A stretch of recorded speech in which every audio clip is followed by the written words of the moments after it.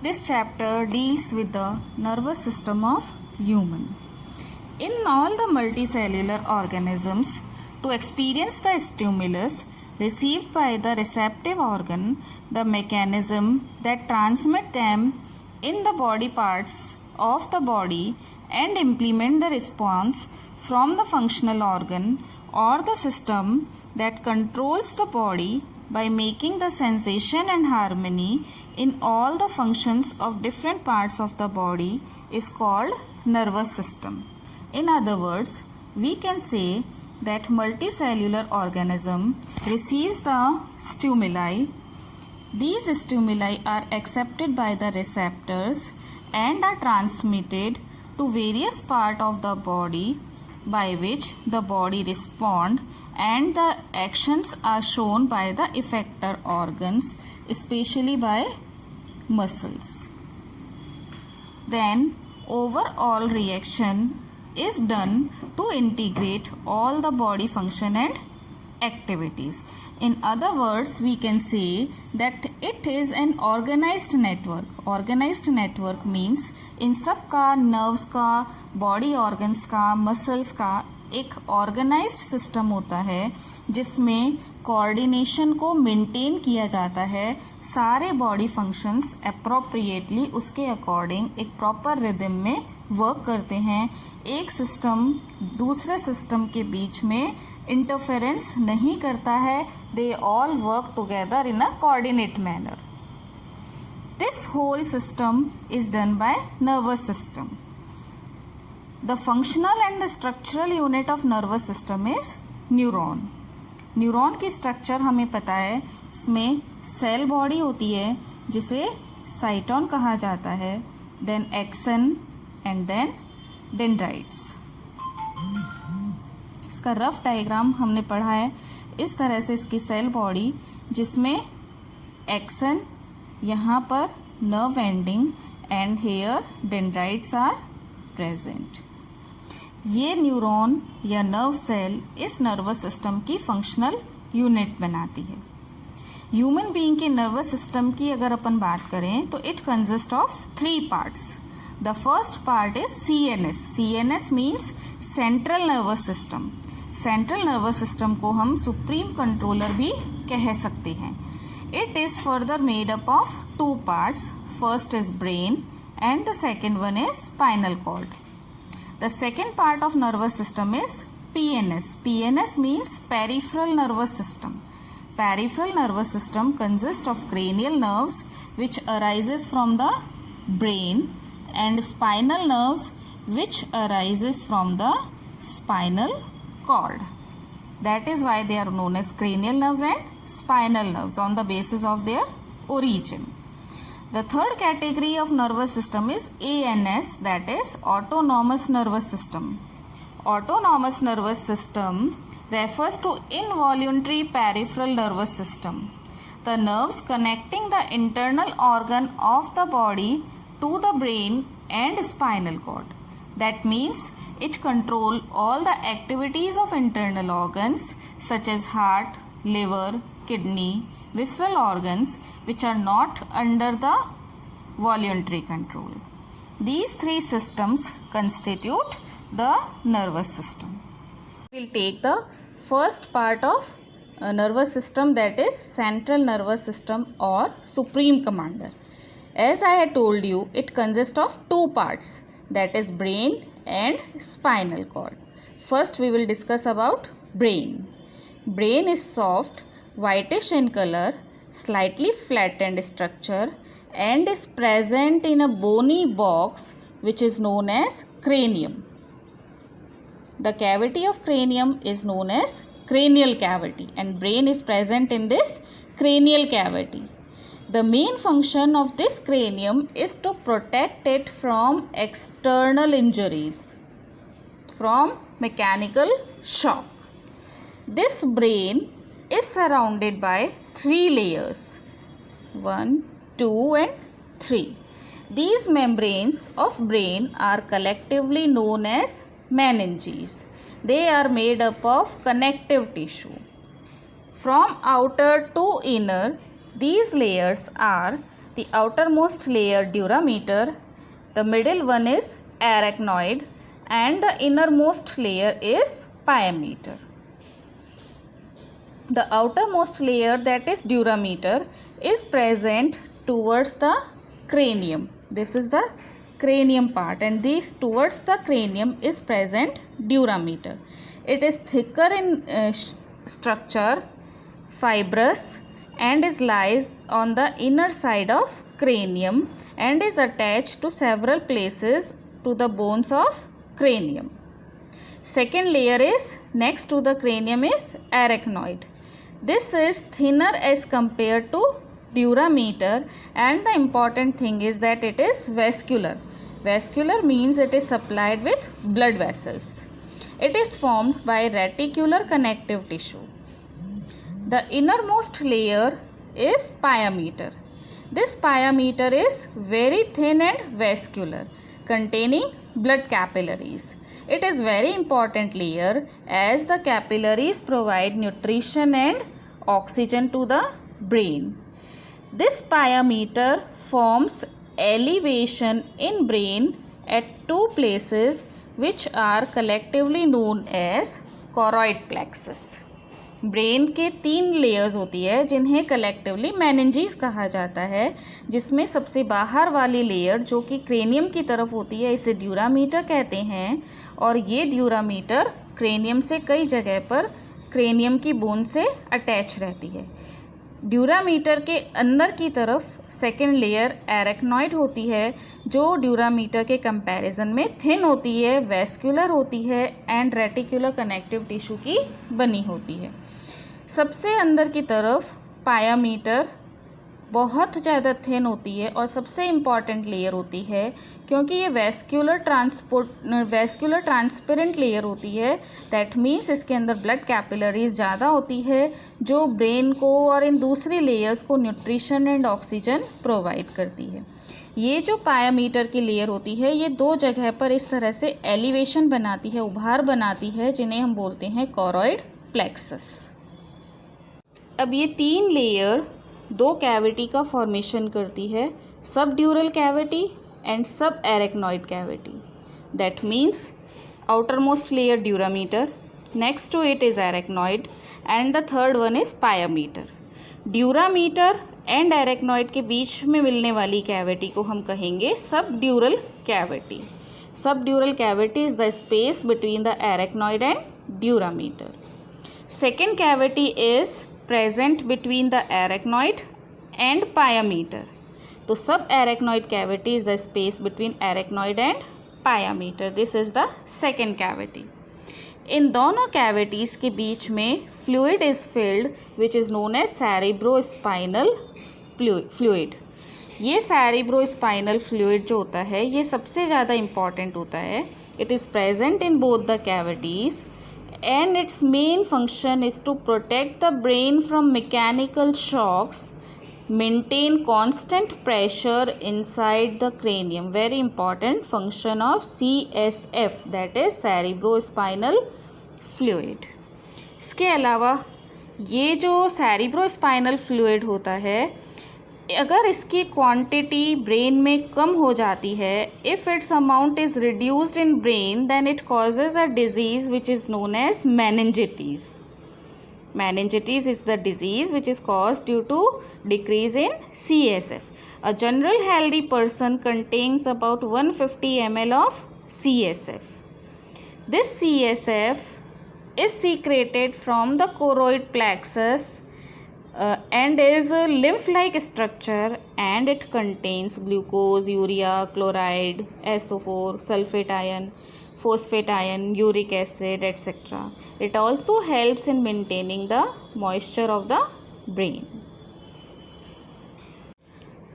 Now the main structure of brain. Brain is divided in 3 parts. The first part is forebrain, second midbrain, and the third is hindbrain. Forebrain is the maximum part of the brain which covers 2/3 part. It is made up of 2 components, cerebrum and diencephalon. Cerebrum जो होता है ये सबसे main part होता है fore brain का। Brain को हम 3 पार्ट्स में डिवाइड करते हैं, फोर ब्रेन, मिड ब्रेन और hind brain. Fore brain is further divided in 2 categories, that is cerebrum and diencephalon. इनमें भी सेरिब्रम जो होता है ये 2/3 पार्ट को मेंटेन करता है या कवर करता है।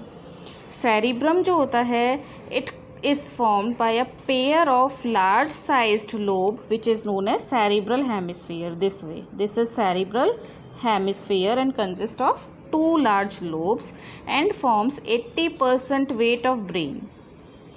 2 lobes जो होते हैं ये दोनों lobes आपस में एक कनेक्शन से जुड़े होते हैं and this connection is known as corpus callosum. इस सेरिब्रल हेमिस्फीयर का जो रूफ होता है that is known as pallium. ये पैलियम जो होता है ये हाईली फोल्डेड होता है, इस तरह से रिजेस एंड ग्रूव्स बनाता है ये सेरिब्रल हेमिस्फीयर, इसका रूफ पैलियम। और ये पैलियम अंदर की साइड फोल्ड होकर रिजेस एंड ग्रूव्स या रिजेस एंड डिप्रेशंस बनाता है जिन्हें गायरी एंड सल्काई बोला जाता है। इसके कारण यहाँ पर इसका सरफेस एरिया बढ़ जाता है और सरफेस एरिया बढ़ने से it provides more place for neuron which is very essential. तो overall cerebrum contains ridges and grooves which are formed by the roof of the cerebral hemisphere which is known as pallium. These ridges and depressions are known as gyri and sulci, which is an adaptation for increasing the more number of neurons. The important thing about these cerebral hemisphere is that left cerebral hemisphere controls the right side of body and right hemisphere controls the left side of body. Each hemisphere wall has 2 areas.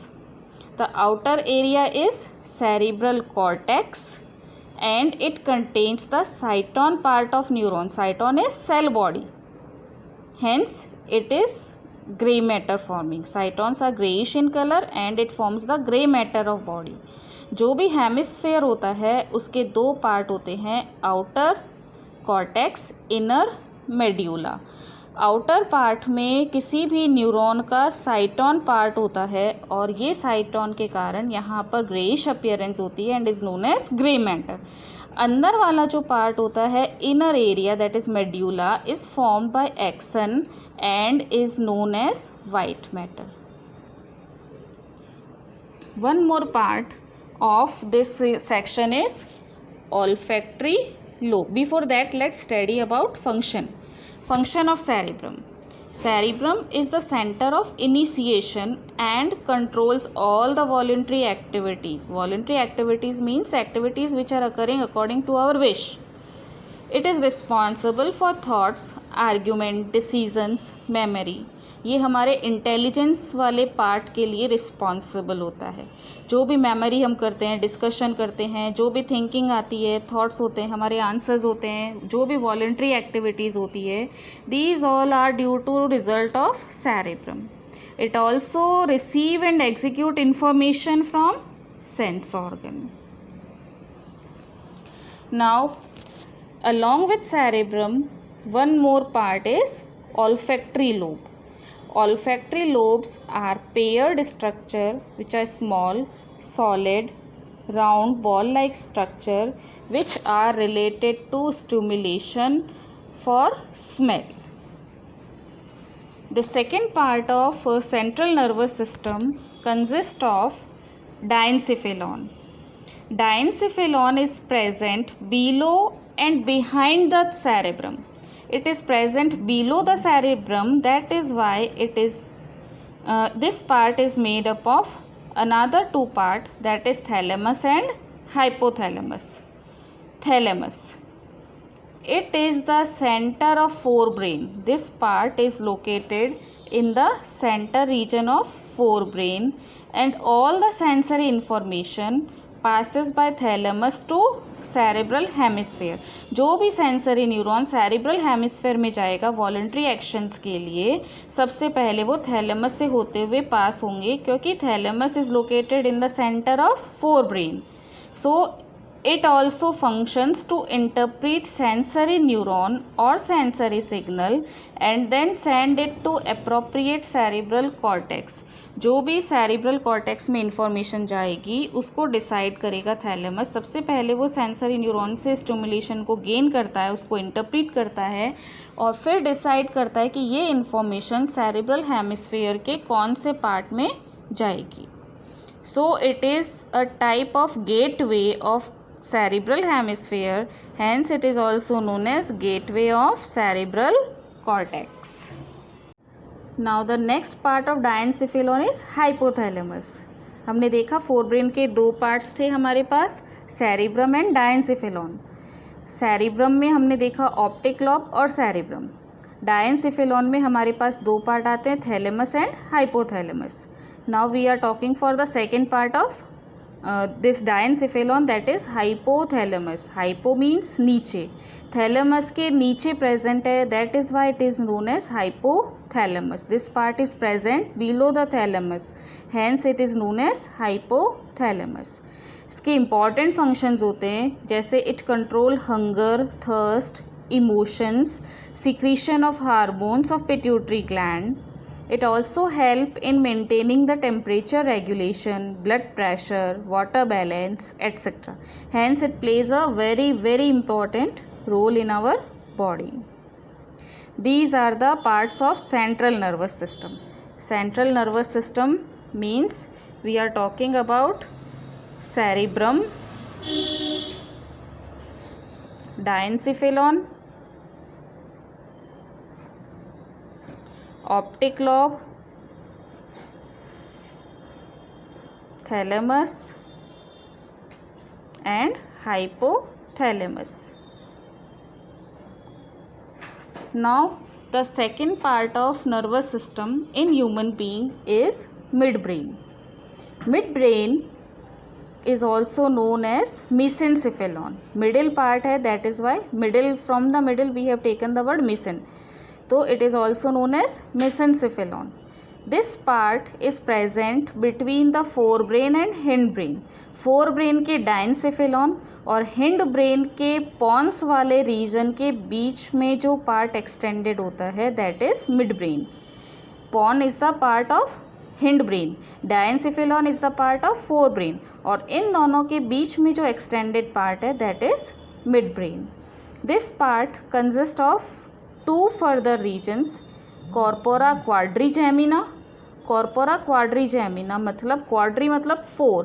इसमें दो छोटे lobe होते हैं जिन्हें हम बोलते हैं to inferior optic lobe.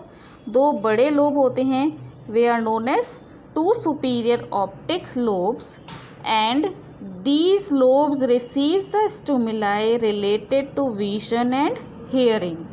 Overall 4 lobes के कारण इसे बोला जाता है कॉर्पोरा क्वाड्रिजेमिना.